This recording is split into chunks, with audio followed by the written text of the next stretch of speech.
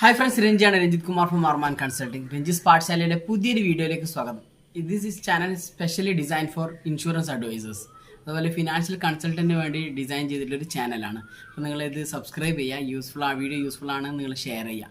ഇന്ന് ഞാൻ സംസാരിക്കുന്നത് ടാക്സ് പ്ലാനിങ്ങിനെ കുറിച്ചാണ്. കാരണം നമ്മളൊരു ക്ലയൻറ്റിൻ്റെ മുന്നിൽ പോകുമ്പോൾ you have to understand more. അപ്പോൾ നമുക്ക് അവരുടെ മുന്നിൽ അവർക്ക് നമ്മളോട് വലിയൊരു എക്സ്പെക്റ്റേഷൻസ് ഉണ്ടാവും. ഈ നമ്മളെ മുന്നിൽ വരുന്ന ആൾക്കാർക്ക് ഇതിനെക്കുറിച്ച് ഡീറ്റെയിൽ ഉണ്ടാകുന്നത്. അപ്പോൾ നമ്മളിന്ന് ടാക്സ് പ്ലാനിങ്ങിൻ്റെ ഒരു പാർട്ടായ ഒരു പാർട്ടാണ് നമ്മുടെ ബഡ്ജറ്റിങ്ങുമായിട്ട് ബന്ധപ്പെട്ട ഒരു ഇൻഡെക്സേഷൻ, പ്രോപ്പർട്ടി ഇൻഡെക്സേഷനെ കുറിച്ചാണ് ഞാൻ നിങ്ങളോട് ഇന്ന് സംസാരിക്കുന്നത്. വളരെ ഇമ്പോർട്ടൻ്റ് ആണ്. കാരണം നമ്മൾ മുന്നിൽ വരുന്ന ഒരു ഒബ്ജക്ഷനാണ്. എൻ്റെ കയ്യിൽ റിയൽ എസ്റ്റേറ്റിൽ ഞാൻ ഇൻവെസ്റ്റ് ചെയ്തിട്ടുണ്ട്, പ്രോപ്പർട്ടീസ് ഉണ്ട്. ആ പ്രോപ്പർട്ടി സെയിൽ ചെയ്ത് എനിക്കൊരു റിട്ടയർമെൻറ്റ് കോർപ്പസ് ക്രിയേറ്റ് ചെയ്യാലോ എന്നുള്ളൊരു ഒബ്ജക്ഷൻസ് വരുന്ന സമയത്ത് നമ്മൾ we have to beautifully handle it. കാരണം അവരുടെ ഡിസിഷനാണ്, we have to respect that. പക്ഷെ അതിന് മുന്നിൽ ആ സമയത്ത് അവർക്ക് ഉണ്ടാകുന്ന ബുദ്ധിമുട്ടും അവർക്ക് ഉണ്ടാകുന്ന കുറച്ച് വിഷമങ്ങളും മറ്റു കാര്യങ്ങളും നമ്മൾ കൃത്യമായിട്ട് കമ്മ്യൂണിക്കേറ്റ് ചെയ്യുക എന്നുള്ളതാണ്. ആ സമയത്ത് നമ്മൾ പറയേണ്ട ഒരു കാര്യമാണ് പ്രോപ്പർട്ടി ഇൻഡെക്സേഷനെ കുറിച്ചുള്ള കാര്യങ്ങൾ. കാരണം നമ്മളൊരു നോളജ് അവർക്ക് ഷെയർ ചെയ്യേണ്ടത് വളരെ ഇമ്പോർട്ടൻ്റ് ആണ്.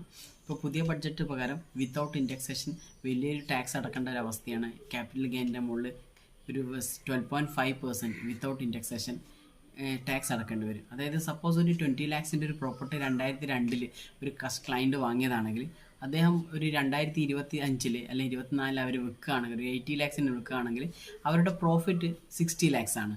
അപ്പോൾ സ്ട്രെയിറ്റ് അവേ ആ 60 lakhs മുകളിൽ ഒരു 12.5% ടാക്സ് അടക്കണം. അതായത് ഏകദേശം 7,50,000 ടാക്സ് അടക്കേണ്ടി വരും. LTCG, long term capital gain അടക്കേണ്ടി വരും. അതേസമയത്ത് ഇതിന് ബഡ്ജറ്റിന് മുന്നിലുള്ള സിറ്റുവേഷൻസ് അങ്ങനെയാണെങ്കിൽ ഈ 20 lakhs ഒരു കൃത്യമായ ഒരു വാല്യൂ ഉണ്ടാവും, ഒരു ഇൻഡെക്സേഷൻ ചാർട്ട് ഉണ്ടാവും. അത് നെറ്റിൽ നോക്കിയാൽ നിങ്ങൾക്ക് മനസ്സിലാവും. സപ്പോസ് 2002, 2003 കാലഘട്ടത്തിൽ 100 rupees ആണെങ്കിൽ 2024-25 363 ആയിരിക്കും. അപ്പോൾ നമ്മളത് കാൽക്കുലേറ്റ് ചെയ്താൽ 20 ലക്ഷത്തിൻ്റെ പ്രോപ്പർട്ടിക്ക് ഇപ്പോഴുള്ള വാല്യൂ ഏകദേശം 69 lakhs ആയിരിക്കും. അപ്പോൾ ഇപ്പോഴത്തെ റേറ്റ്, പ്രോപ്പർട്ടിൻ്റെ റേറ്റ് 69 lakhs ആയിരിക്കും. അയാൾ ഇപ്പോൾ വിറ്റ ഇത് ഏകദേശം 80 lakhs അപ്പോൾ അയാൾക്ക് കിട്ടുന്ന പ്രോഫിറ്റ് എത്രയായിരിക്കും? ഏകദേശം 10 lakh സംതിങ് ആയിരിക്കും വരിക. ആ 10 lakhs മുകളിൽ 10,85,000 മുകളിലായിരിക്കും അയാൾക്കൊരു 20% ടാക്സ് അടക്കേണ്ടി വരും. അപ്പോൾ വരുന്ന ടാക്സബിൾ എമൗണ്ട് 2,17,000 ആയിരിക്കും.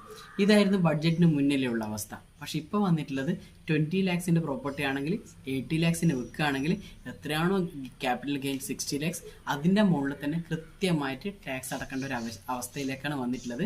ഗവൺമെൻറ് റിവൈസ് ചെയ്യാനുള്ള സാധ്യതകൾ കൂടുതലാണ്.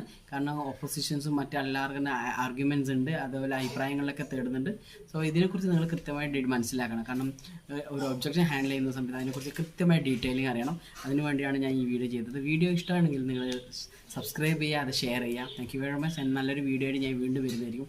It's time to say goodbye. Thank U.